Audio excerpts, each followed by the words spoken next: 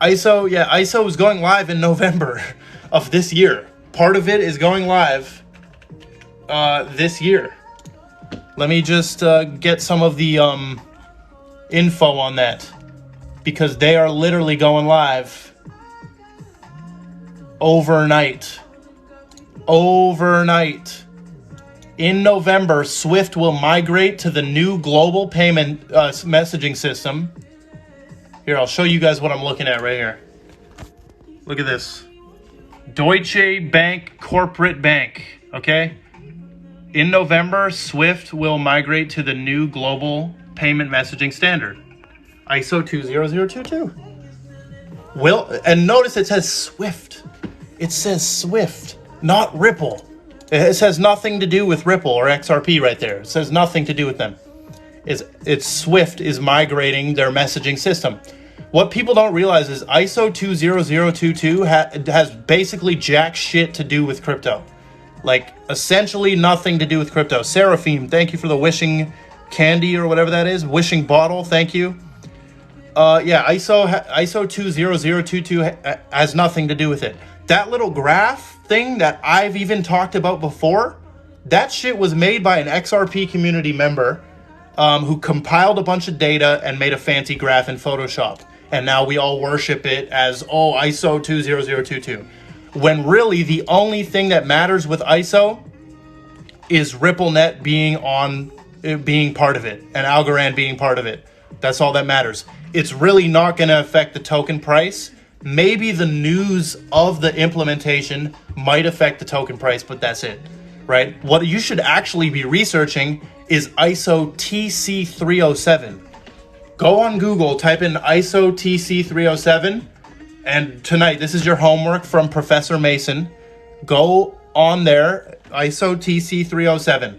This is the blockchain and distributed ledger technology standard. Guess who made that shit? I'm going to let you find out in your homework. Somebody to do with Quant, though.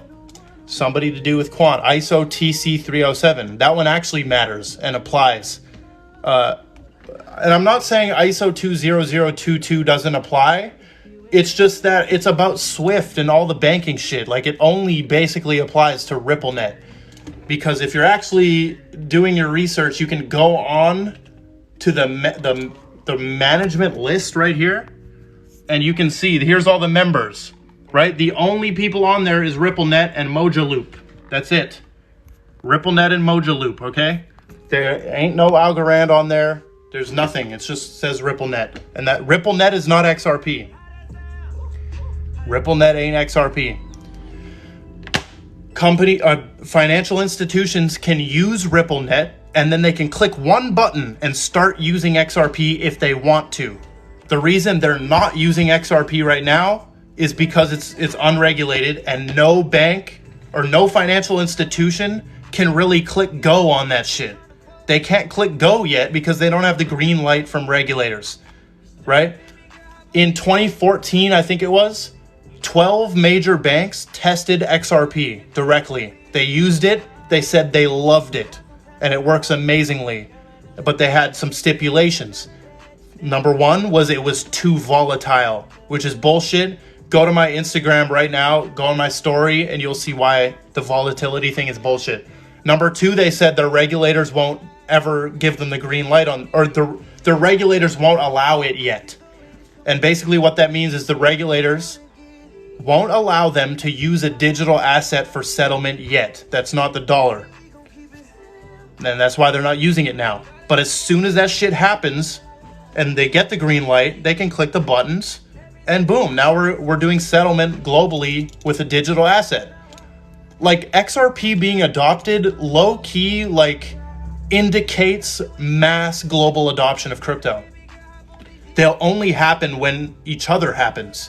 So when, like, crypto is, like, massively everywhere and underlying everything, that's when XRP will be being used. They're like one and the same.